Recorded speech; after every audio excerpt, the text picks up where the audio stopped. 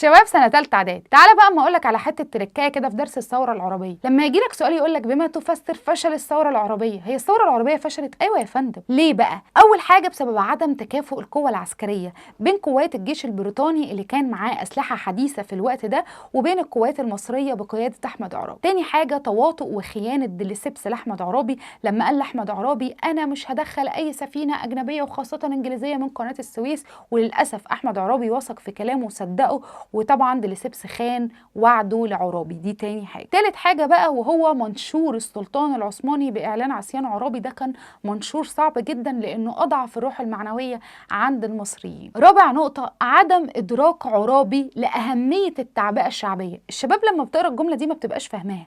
يعني يا جماعه عرابي ما ادركش انه لازم يجمع الشعب يحارب مع الجيش، لان الجيش المصري لوحده ما كانش كفايه قدام الجيش المهول بتاع بريطانيا عشان تخش تحتل مصر، فكان لازم يحصل تعبئه شعبيه ونزود عدد الجيش المصري بافراد من الشعب عشان يقدروا هما الاثنين يقفوا مع بعض، الشعب مع الجيش، ويقدروا يتصدوا لانجلترا. رقم 5 ميول بعض عناصر الجيش للاسف للخديوي، واللي طبعا كان زي ما انتم عارفين ميوله كانت لانجلترا، وفي بعض من عناصر الجيش كانت ميولها لبريطانيا وكانت بترحب جدا ان بريطانيا تخش تحتل مصر، ودي كانت من الحاجات الوحشه جدا في حقنا. يعني اخر نقطه بقى وهي الظروف الدوليه سنه 1882 كلها على بعضها كده ما كانتش في صالح اي حركه وطنيه، وكان في الوقت ده معظم الدول العربيه بيتم احتلالها على ايد انجلترا وفرنسا وايطاليا والمانيا.